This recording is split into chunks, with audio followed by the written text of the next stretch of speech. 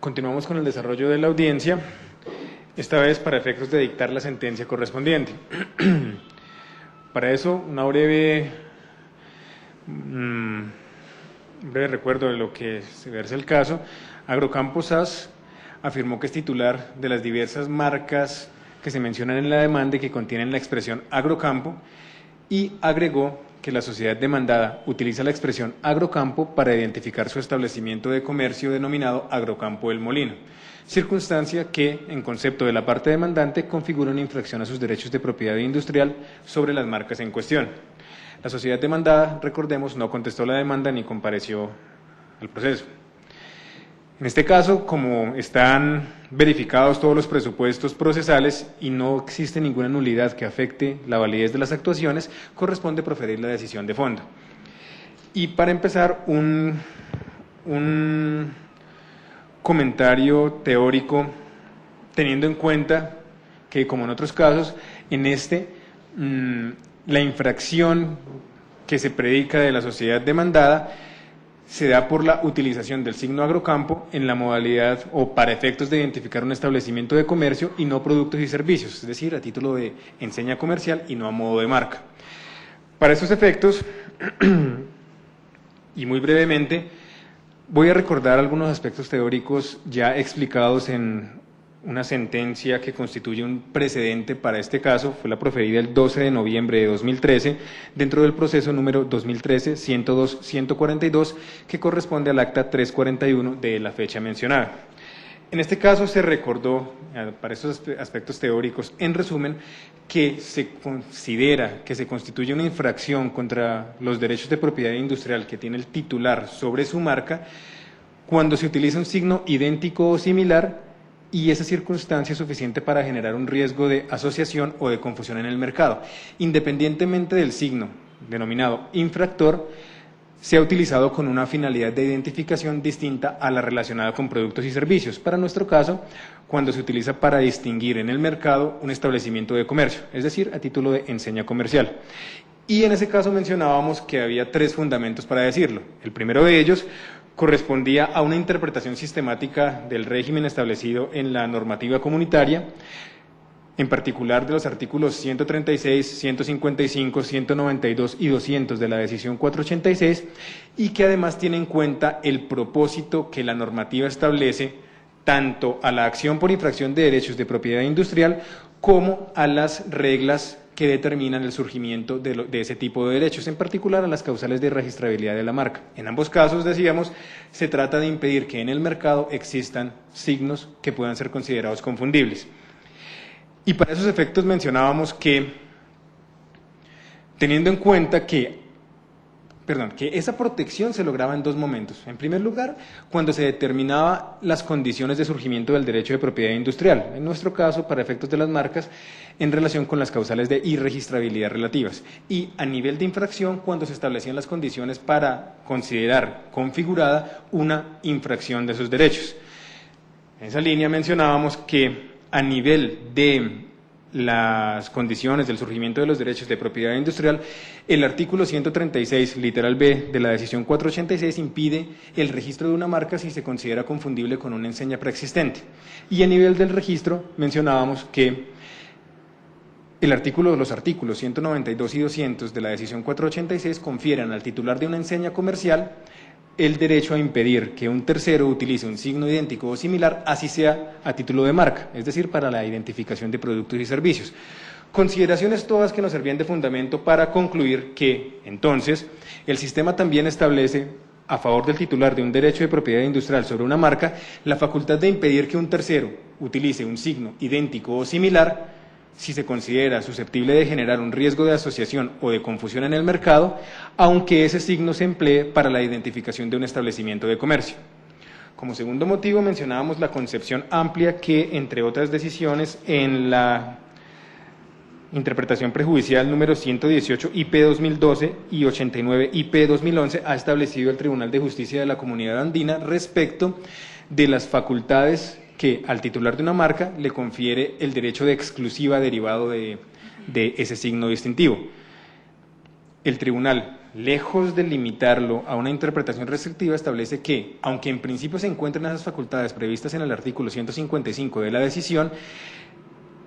esas atribuciones se subsumen, se pueden resumir en la facultad que tiene el titular para impedir el uso de un signo idéntico o similar que pueda resultar confundible, independientemente de la finalidad de identificación. Y recordábamos que el único caso de interpretación restrictiva en este contexto se daba en relación con las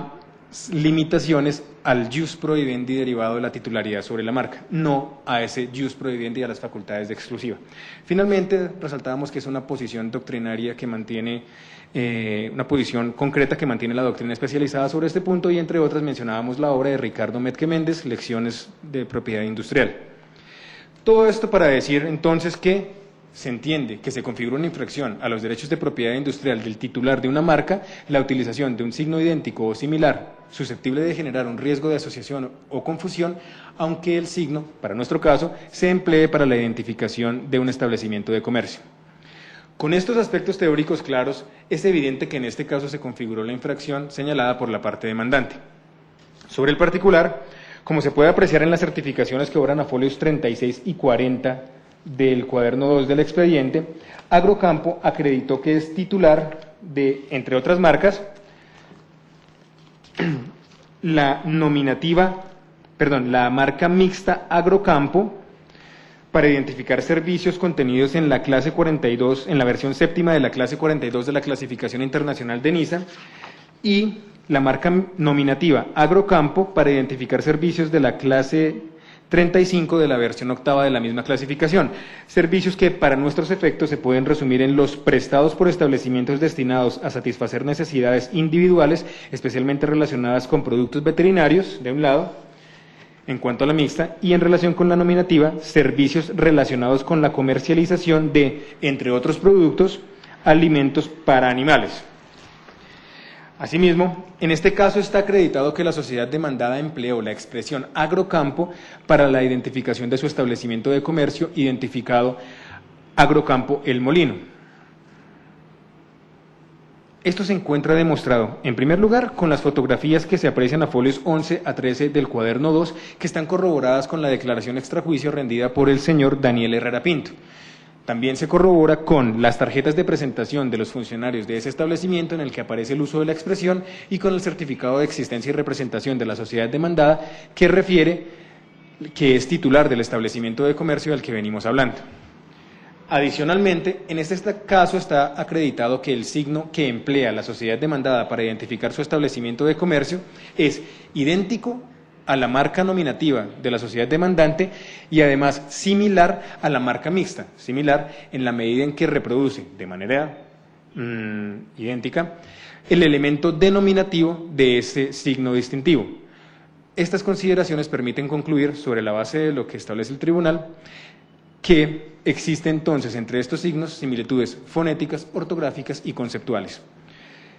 En cuanto a la existencia de un riesgo de asociación, también fue acreditada, y es que los servicios que son protegidos por las marcas de titularidad de la sociedad demandante corresponden en buena medida con la actividad de comercialización que se desarrolla a través del establecimiento de la demandada, en tanto que ambos hacen parte de un mismo ramo de negocios. Siendo ello así, es posible concluir de manera razonable que se genera en el mercado unas condiciones suficientes para que un consumidor pueda atribuirle de manera equivocada algún tipo de vinculación al titular de las marcas Agrocampo, de las que venimos hablando, y al propietario del establecimiento de comercio Agrocampo El Molino.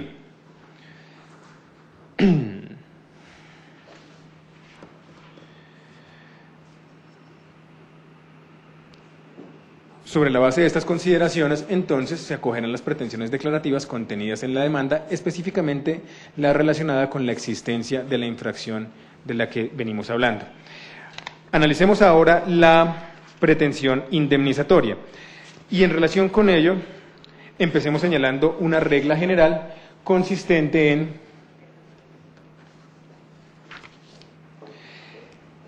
en que a la parte demandante corresponde acreditar la existencia y cuantía del daño cuya indemnización pretende. Y otro aspecto relevante ya para este caso, y es que únicamente puede ser considerado un daño indemnizable aquel que tenga la característica de certeza. En este caso, no es posible considerar indemnizable un daño que sea simplemente hipotético. Dicho esto, sobre la existencia del daño en este caso está demostrada. El daño que corresponde a la modalidad de lucro cesante y que padeció la parte demandante, se concreta en la obstaculización de un incremento patrimonial que debió haber percibido la sociedad demandante, seguido del comportamiento de la sociedad demandada. Y es que si solo Agrocampo SAS tenía el derecho de explotar con carácter exclusivo las marcas que hemos mencionado con antelación, y que dado que ese derecho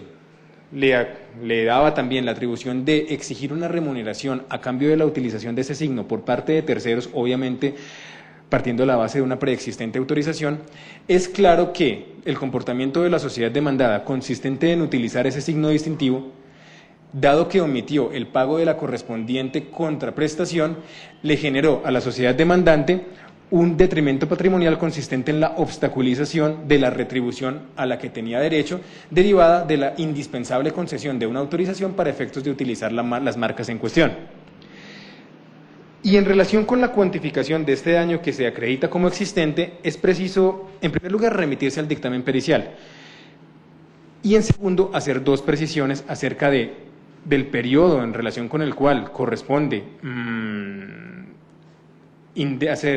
conceder la indemnización, y el otro, las condiciones concretas del valor de esa contraprestación, teniendo en cuenta el uso específico que hubiera desarrollado la parte demandada respecto de la marca. Y un punto sobre una explicación de contexto sobre este aspecto, y es que únicamente se puede garantizar el principio resarcitorio del sistema de responsabilidad colombiano siguiendo este sistema de indemnización si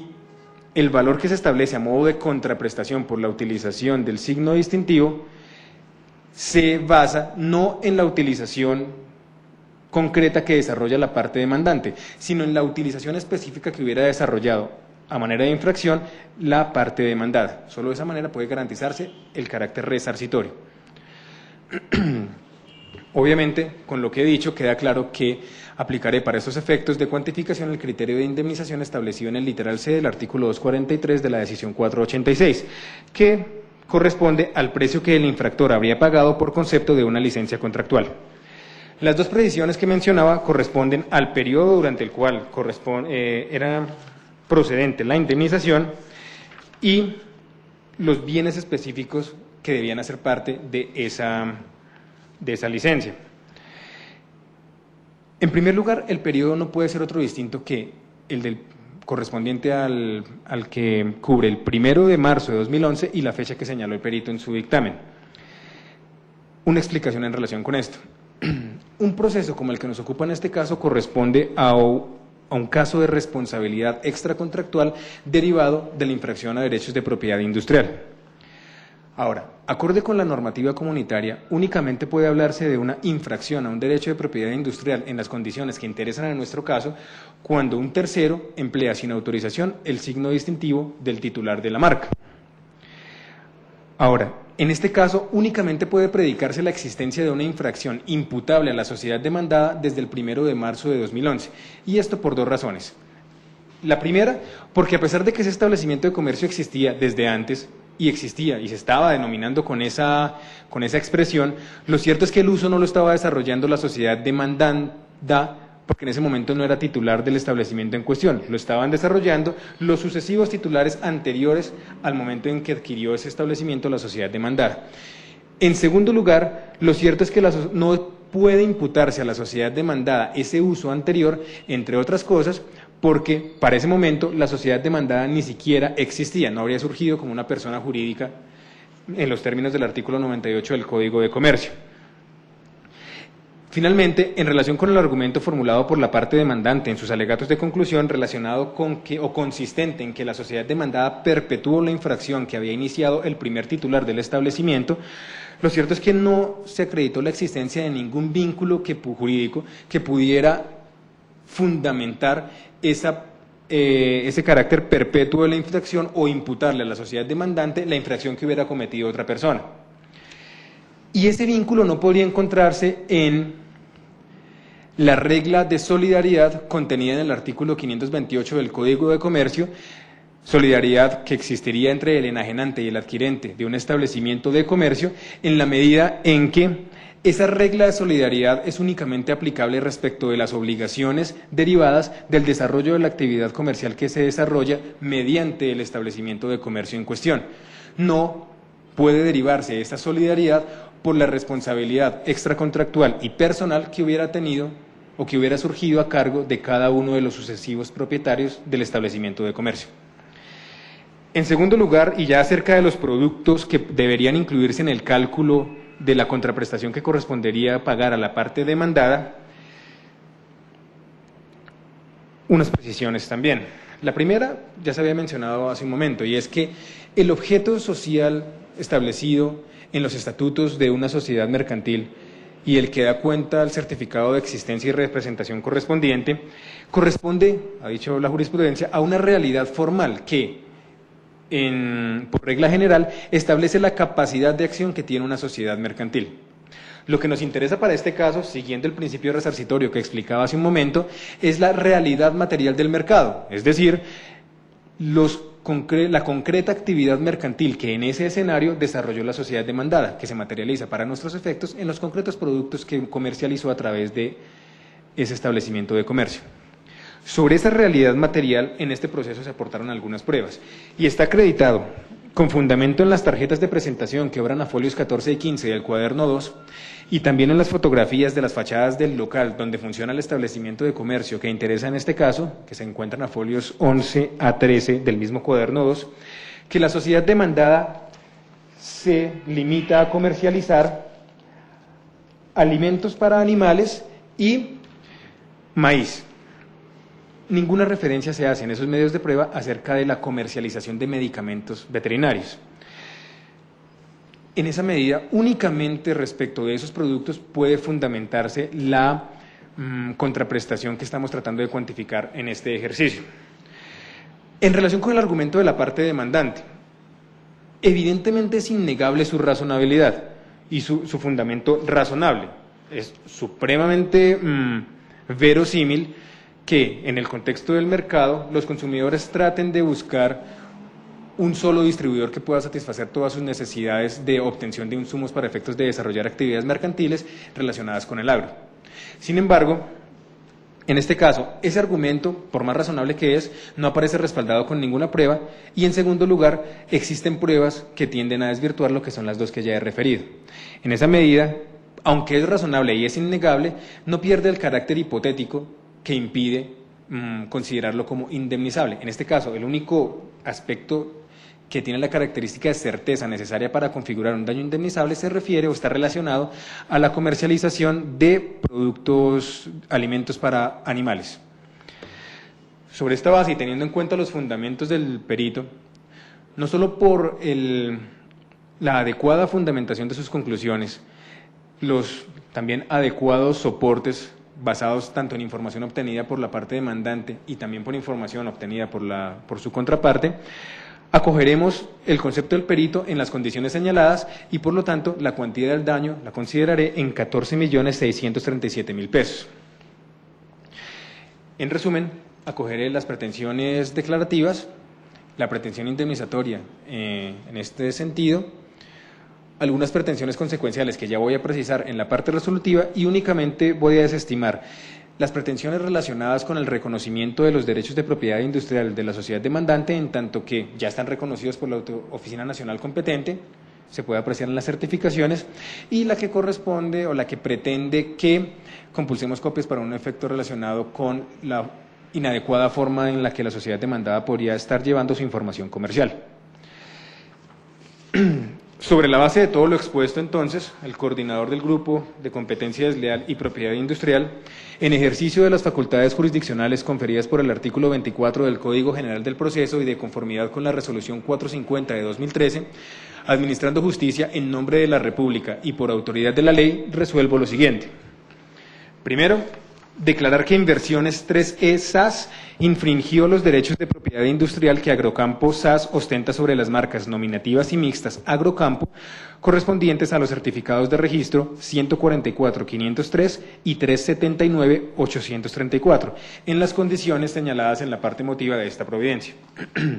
Segundo, ordenar a Inversiones 3E SAS que se abstenga inmediatamente de emplear a través de cualquier medio, incluyendo avisos, letreros, material publicitario, papelería, documentos comerciales, etcétera, el signo Agrocampo para la identificación de su establecimiento de comercio denominado Agrocampo El Molino. Tercero, ordenar a Inversiones 3E SAS que, en el término de 10 días contados a partir de la ejecutoria de esta providencia, retire de todos los medios en los que lo emplee, incluyendo avisos, letreros, material publicitario, papelería, documentos comerciales y cualquier otro, el signo Agrocampo. Cuarto, con fundamento en lo dispuesto en el literal F del artículo 241 de la decisión 486, ordenó a Inversiones 3E SAS que, en el término de 2 meses contados a partir de la ejecutoria de esta providencia, modifique la matrícula mercantil de su establecimiento de comercio denominado Agrocampo El Molino en el sentido de suprimir la expresión Agrocampo de tal denominación. En caso de que la sociedad demandada no cumpla la orden anterior, ordeno a la Cámara de Comercio de Montería que cancele la matrícula mercantil del establecimiento denominado Agrocampo El Molino, correspondiente a la matrícula número 001-014-04, renovada por última vez el 22 de marzo de 2013. Quinto, condeno a Inversiones 3E SAS a pagar a favor de Agrocampo SAS la suma de 14.637.000 pesos dentro del término de 20 días contados a partir de la ejecutoria de esta providencia. En caso de que la sociedad demandada desatienda esta orden, deberá pagar intereses de mora a la tasa del 6% efectiva anual.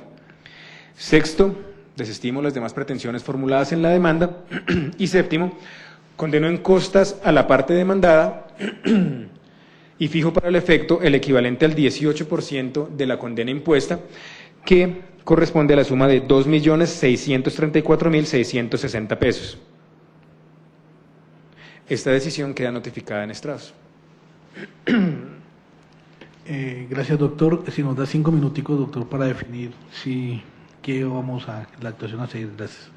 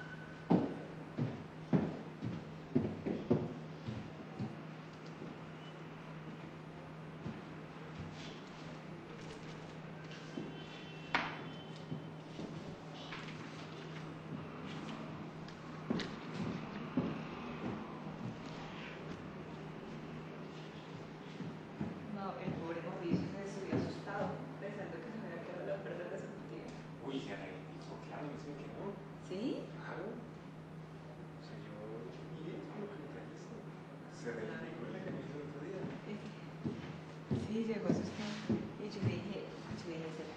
yo le creo? Y yo le digo, yo creo que yo necesito esto.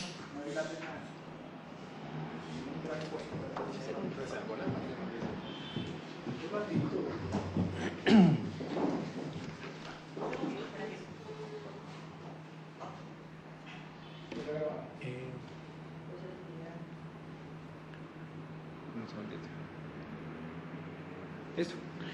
Bueno, doctor, muchas gracias por todo. No vamos a apelar, aceptamos la sentencia, entonces muchas gracias pues por toda la colaboración. Con eso terminamos entonces la primera instancia. Ordeno que por secretaría se realice la liquidación de costas correspondiente. Muchas gracias.